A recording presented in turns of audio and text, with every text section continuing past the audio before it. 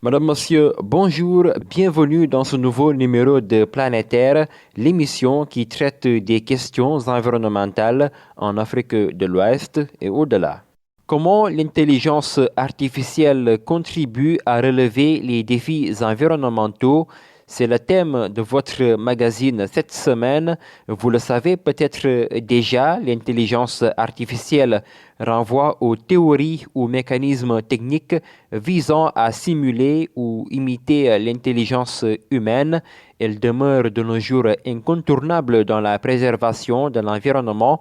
Elles sont d'ailleurs nombreuses les organisations qui font recours à l'intelligence artificielle. C'est le cas de l'ANACIM ici au Sénégal.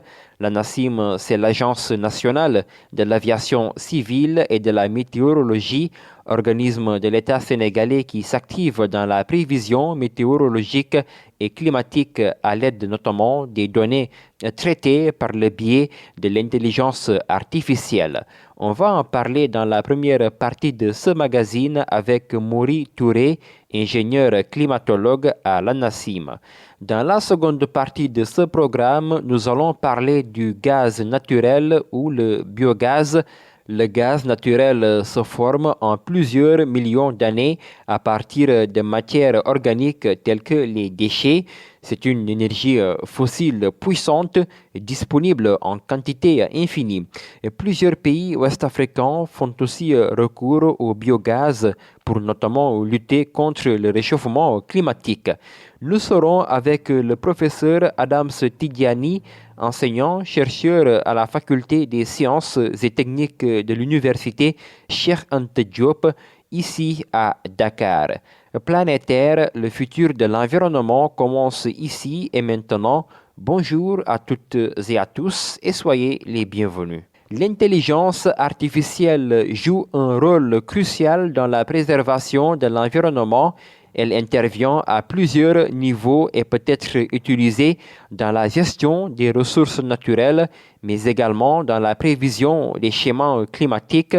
L'ANACIM, l'Agence nationale de l'aviation civile et de la météorologie au Sénégal, fait de IA un allié de taille dans le traitement des données météorologiques. Nous sommes justement avec Maury Touré. Bonjour. Bonjour. Vous êtes ingénieur climatologue à l'Agence nationale de l'aviation civile et de la météorologie. D'abord, que représente l'intelligence artificielle pour vous au sein de l'ANACIM? Merci beaucoup, M. Diakité. D'abord, pour votre question, tout d'abord, nous convenons que l'IA, l'intelligence artificielle, représente désormais un outil stratégique innovant dans presque tous les secteurs. Là, je pense que tout le monde est presque d'accord, raison pour laquelle elle permet de mieux exploiter les données ou même les informations de manière générale. Maintenant, à ce qui concerne la météo ou le climat, où nous avons, par exemple, beaucoup de données. Par exemple, au niveau de l'ANACIM, on a des données depuis 1800. L'IA nous permet d'améliorer nos capacités de traitement, d'analyse, et cela nous aide à affiner nos prévisions et d'anticiper à des phénomènes extrêmes comme les inondations qui ont déjà causé beaucoup de problèmes au Sénégal, ou même les vagues de chaleur qui impactent la santé de la population, ou même parfois les houles dangereuses qui provoquent des dégâts en mer. Récemment, je pense que vous avez entendu des pertes de vie enregistrées en mer à Saint-Louis et d'autres côtes du pays. Encore les épisodes de poussière. Donc, je pense que IA pourra vraiment aider beaucoup de secteurs, mais surtout le secteur de la météo où on a beaucoup de données à tourner, à modéliser. Et comment se déroule le traitement des données climatiques que vous recevez, en particulier celles météorologiques à l'aide de l'intelligence artificielle? D'abord, il faut savoir que la météo, naturellement, la météo a beaucoup de données. Soit avec IA ou pas IA, on a le devoir de tourner ces données et de les faire parler pour avoir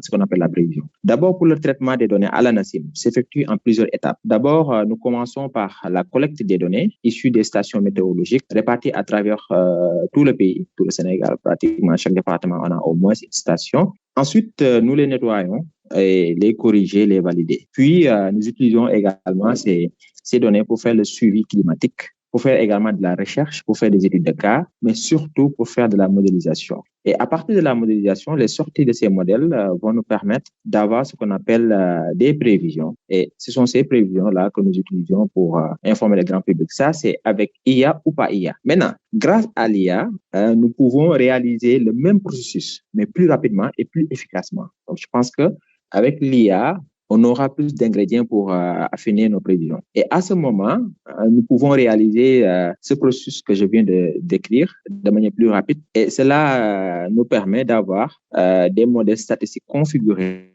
couplés avec la dynamique atmosphérique pour obtenir la prévision la plus précise et plus fiable, tant à court terme comme à long terme. Parce qu'à l'ANSSI, on fait la prévision à court terme et également on fait la prévision à long terme. À court terme, c'est-à-dire d'une semaine, bien de quelques heures jusqu'à d'une semaine. À long terme, c'est à partir de 1 mois jusqu'à même 50 ans ou même 100 ans. Est-ce un processus facile, le traitement des données en votre disposition? Est-ce un processus facile ou complexe puisqu'on parle de l'intelligence artificielle? Le processus est assez complexe.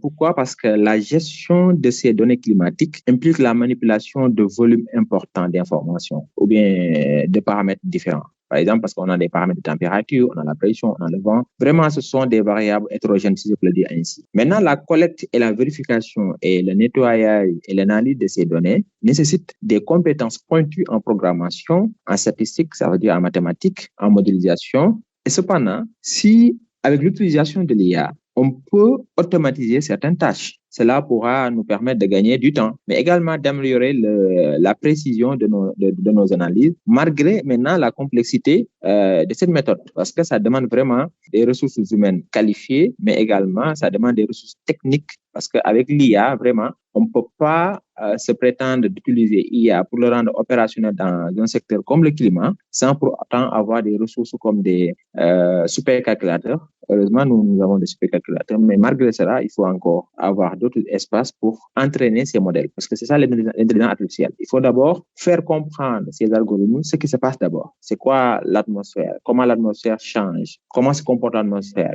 Quand telle variable change, comment doivent se comporter les autres paramètres? Donc, il faut essayer de l'apprendre, ces processus-là, et c'est par la suite, lui, il a compris et puis il pourra faire le travail nécessaire. Mais surtout, les ressources matérielles qui vont nous permettre également d'utiliser IA de manière convenable.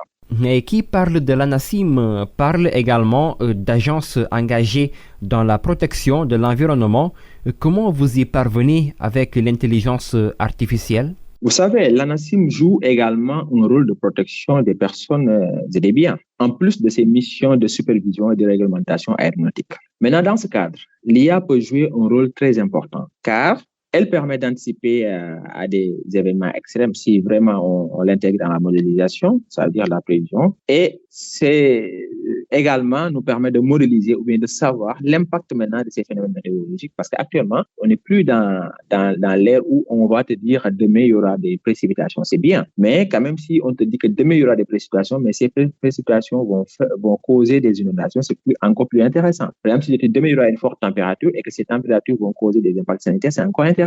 Donc, raison pour laquelle on est maintenant, on est en train de faire ce qu'on appelle la prévision basée sur les impacts. Donc, mieux vaut aussi savoir le lien entre les phénomènes climatiques avec le sectoriel. Dans ce cas, l'IA vraiment peut jouer un rôle très important et que ça peut nous permettre de mieux affiner nos analyses, mais surtout de mieux informer et de conseiller efficacement les autorités chargées de la gestion de l'environnement.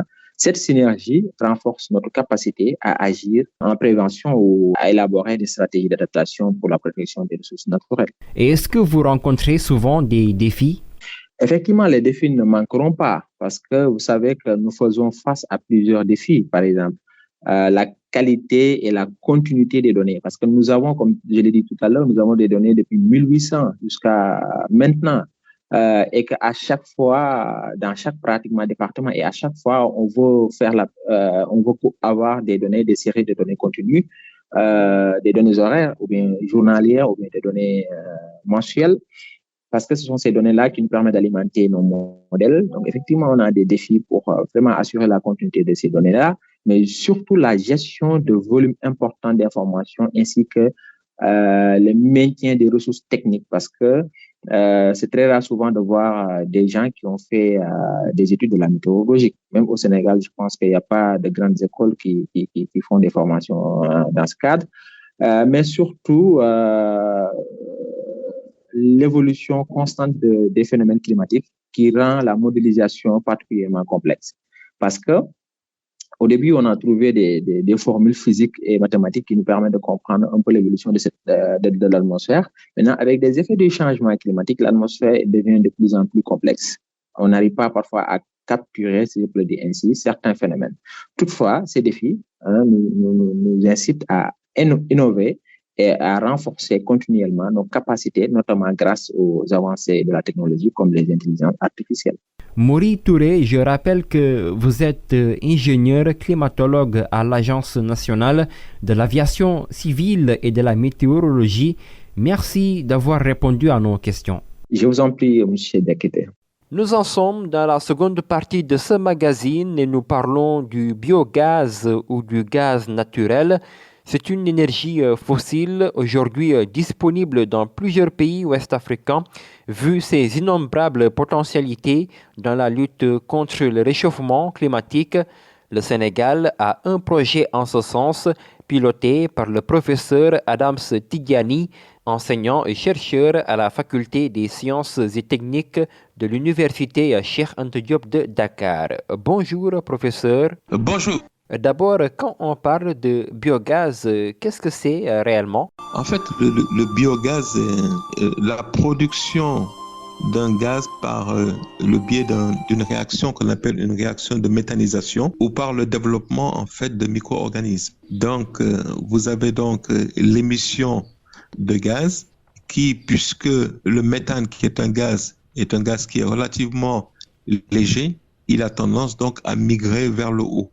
Donc, ce qui facilite justement la récupération de ce gaz. Donc, en ce qui concerne la production de biogaz, vous pouvez avoir une production de biogaz avec les eaux usées venant des cuisines ou venant de certains services. Vous pouvez avoir également du biogaz à partir des déchets organiques, ce qu'on appelle les restes d'aliments, etc., les épluchures de pommes de terre, etc. Et vous pouvez avoir également du biogaz à partir justement des excréments et des urines humains ou même animaux, comme par exemple la bouse de vache, qui sont des éléments qui vous procurent beaucoup de biogaz. Pourquoi est-il important de nos jours de faire recours au biogaz, notamment dans la lutte contre le changement climatique? C'est ce que je dis toujours aujourd'hui, et surtout dans nos villages, pour moi, le développement du biogaz est beaucoup plus approprié que même, je dirais, le solaire. Je m'explique. Quand vous allez dans nos villages, la plupart du temps, la première chose, c'est que les populations n'ont pas d'espace où faire leurs besoins. Donc, la plupart du temps, ils vont faire leurs besoins dans la nature, ce qui dégrade l'environnement. Alors, l'idée serait de quoi? De leur construire des latrines. Lorsque vous avez des latrines, vous récupérez les excréments et les urines, vous les envoyez dans un biodigesteur. Ce biodigesteur que vous enterrez dans lequel vous allez ajouter de la bouse de vache et de l'eau. Il y aura une réaction de méthanisation, comme je l'ai dit tantôt, et vous avez la production de biogaz. Nous avons fait cette expérience, par exemple, dans un village vers Bombay, où nous avons construit 150 latrines, que nous avons couplées avec des biodigesteurs, et nous avons produit du biogaz. Aujourd'hui, si vous allez dans ce village, les femmes n'agressent plus l'environnement. Donc, ça vous permet donc de préserver l'environnement, de préserver la biodiversité. Et aujourd'hui, ces femmes, elles vous disent, moi, professeur, à 10 heures, je me lève, j'ai ma gazinière, je récupère donc, cette gazinière est reliée au biodigesteur qui produit du biogaz et je fais ma cuisine en 1 heure de temps. Et vous avez également la production de lumière puisque vous avez des lampes à gaz qui vous permettent justement d'avoir de la lumière.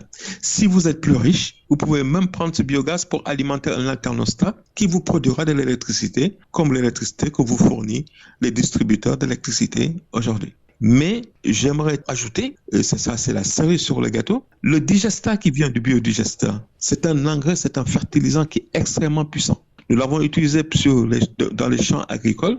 Notre production de mil, on est passé la première année de 800 kilos à 3 tonnes. Donc, c'est pour vous dire le potentiel de ce fertilisant. Le seul barrage pourrait être peut-être que les populations puissent être réticentes justement à utiliser cet engrais parce que ça vient d'excréments humains. Mais je vous assure, ça n'a rien à voir. Lorsque vous prenez cet engrais, vous le mettez dans votre main, ça ne sent absolument pas. Donc, c'est pour vous dire que les excréments humains ont été nettoyés entre guillemets et c'est un excellent fertilisant. Et en développant cela en Afrique, je vous assure que l'Afrique peut atteindre la sécurité alimentaire très rapidement et fournir de l'emploi à la plupart de nos jeunes qui aujourd'hui préfèrent aller prendre des pirogues pour aller se tuer dans la mer au lieu de rester au pays pour travailler. Et selon vous, faut-il démystifier certaines matières organiques, comme par exemple l'excrément humain, tout comme les déchets agricoles, afin d'encourager le biogaz? Oui, c'est-à-dire qu'en fait, je pense qu'il faut démystifier le fait d'excréments humains, mais je tiens à souligner que on n'est pas toujours obligé d'utiliser des excréments humains. On peut également utiliser des déchets agricoles. On peut également utiliser des déchets de poissons. Il y a beaucoup de choses qu'on peut utiliser. Tout va dépendre de ce que nous voulons à la fin.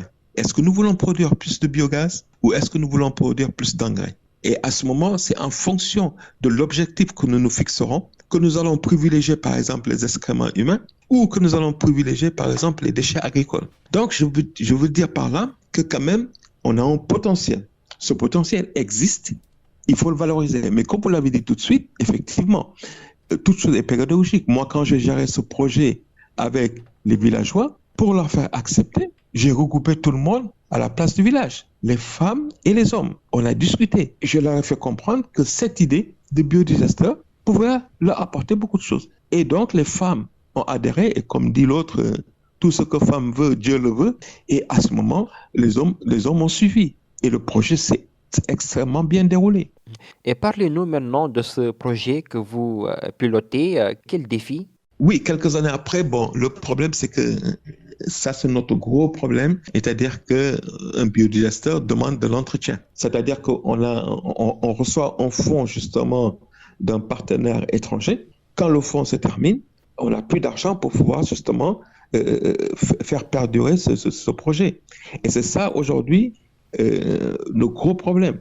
Mais aujourd'hui, si c'était à refaire, j'aurais mis en place des mécanismes durables, c'est-à-dire qu'un mécanisme qui permettrait, même lors du retrait du partenaire, que je puisse générer suffisamment d'argent pour justement faire perdurer ce projet et même le développer à grande échelle. Et ça, je vous dis, sans vraiment avoir besoin de l'État. Si je développe ce projet aujourd'hui dans un État, dans un gouvernement, un État comme le Sénégal, dans le cadre des mécanismes de développement propre, on doit pouvoir trouver des sources de financement puisque le développement du biogaz permet d'éviter justement des émissions de gaz à effet de serre.